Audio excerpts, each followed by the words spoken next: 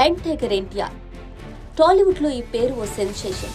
స్వర్గీయ నందమూరి తారక రామారావు పేరును పెట్టుకోవడమే కాకుండా ఆయన పేరును నిలబెట్టడానికి ప్రతిక్షణం ప్రయత్నించే నటుడు ఆ కుటుంబంలో ఎవరైనా ఉన్నారు అంటే అది బాలయ్య తర్వాత జూనియర్ ఎన్టీఆర్ అని చెప్పాలి. ఎన్టీఆర్ మొట్టమొదటిసారిగా బ్రహ్మర్షి విశ్వామిత్ర అనే సినిమాలో చైల్డ్ ఆర్టిస్ట్ గా ఓ చిన్న రోల్ చేసి సీనియర్ ఎన్టీఆర్ కంట్లో పడి ఈ అబ్బాయి మంచి నటుడవుతాడని సీనియర్ ఎన్టీఆర్ దీవెనలు అందుకున్నారు. ఇక ఆ తరువాత తన 14వ ఏట గుణశేఖర్ దర్శకత్వంలో బాలరామాయణం సినిమా చేశారు జూనియర్ ఎన్టీఆర్. నిన్ను చూడాలని సినిమాతో హీరోగా తన కెరీర్ను మొదలుపెట్టిన ఎన్టీఆర్ ఆ తర్వాత రామోజీరావు సిఫారసుతో రాజమౌళితో కలిసి స్టూడెంట్ నెంబర్ 1 అనే సినిమా చేసి బ్లాక్ బస్టర్ హిట్ అందుకున్నాడు.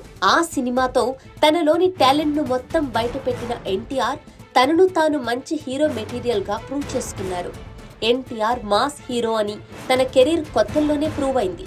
అయితే చాలా చిన్న ఏజ్ లోనే ఆది, సింహాద్రి సినిమాలను చేసి అతనిలోని మాస్ ను బయటకు తీసి రికార్డులు సృష్టించాడు. అలా 20 ఏళ్లు వచ్చేసరికే ఎన్టీఆర్ కు క్రేజ్ విపరీతంగా పెరిగిపోయింది. 2011లో లక్ష్మీ ప్రణితిని పెళ్లి చేసుకుని వైవాహిక జీవితంలోకి అడుగుపెట్టిన తారక్ కు ఇప్పుడు 2 కొడుకులు అభయరామ్, భార్గవరావు. కుటుంబం అంటే ప్రాణమిచ్చే ఎన్టీఆర్ ఎన్నోసార్లు తన ఫ్యామిలీనే తనకు బలమని చెప్పిన సందర్భాలు ఉన్నాయి. అయితే కెరీర్ లో ఎంతో సక్సెస్ అయినప్పటికీ హరికృష్ణ రెండో భార్య సంతానమనే కారణంతో నందమూరి ఫ్యామిలీ ఎన్టీఆర్ ను ముందు నుంచి కాస్త దూరం పెడుతూనే వచ్చింది. కానీ ఆ తర్వాత నందమూరి ఫ్యామిలీ కూడా ఎన్టీఆర్ ను దగ్గరకు తీసుకుంది.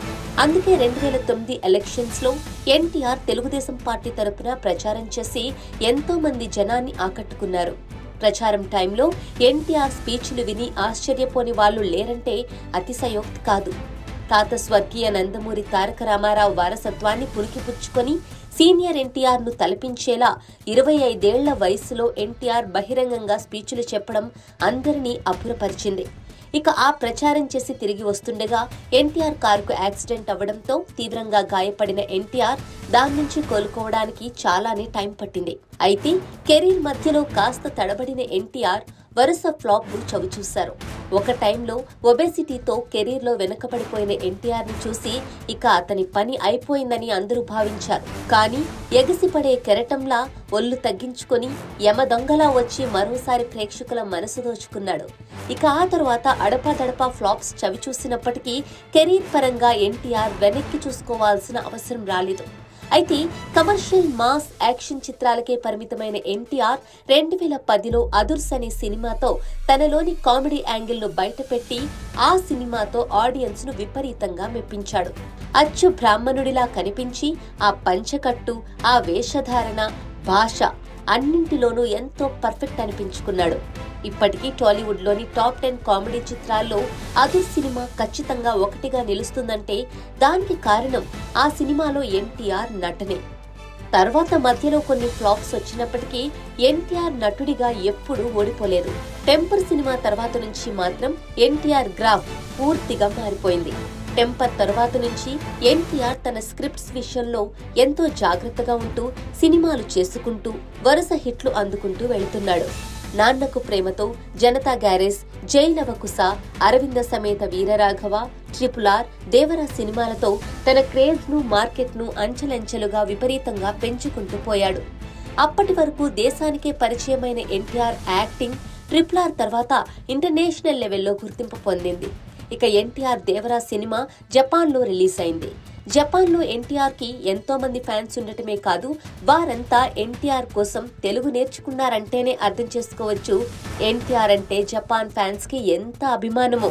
అందుకే జపాన్ కు కూడా వెళ్లి తన సినిమాను ప్రమోట్ చేసి వస్తూ ఉంటారు ఎన్టీఆర్. RRR సినిమాతో తిరుగులేని మార్కెట్ ను సంపాదించుకున్న ఎన్టీఆర్ ఇప్పుడు వార్ 2 సినిమాతో బాలీవుడ్ లోకి ఎంట్రీ ఇవ్వడమే కాకుండా ఆ సినిమాలో హృతిక్ రోషన్ తో కలిసి నువ్వా నేనా అంటూ పోటీపడి నటించారు. ఎన్టీఆర్ స్టామినా ఏ రేంజ్ లో ఉందో చెప్పడానికి దేవరా సినిమా ఒక్కటే చాలు. ఎందుకంటే కొరటాల శివ దర్శకత్వంలో వచ్చిన దేవరా ఓ నార్మల్ సబ్జెక్ట్.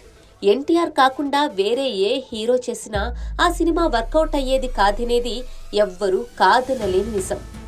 దేవరకు ఫస్ట్ షో నుంచే మిక్స్డ్ రివ్యూస్ వచ్చాయి. అయినా ఎన్టీఆర్ తన స్టామినాతో ఆ సినిమాకు 500 కోట్ల రూపాయల గ్రాస్ ను కలెక్ట్ చేశాడంటే తారక్ రేంజ్ ఏంటన్నది అర్థం చేసుకోవచ్చు. ప్రస్తుతం ప్రశాంత్ నీల్ దర్శకత్వంలో భారీ పాన్ ఇండియా సినిమా చేస్తున్న ఎన్టీఆర్ కు ఇవాళ్టితో 42 ఏళ్లు పూర్తయిన సందర్భంగా ఫిల్మీ బీట్ తరపున హ్యాపీ బర్త్డే.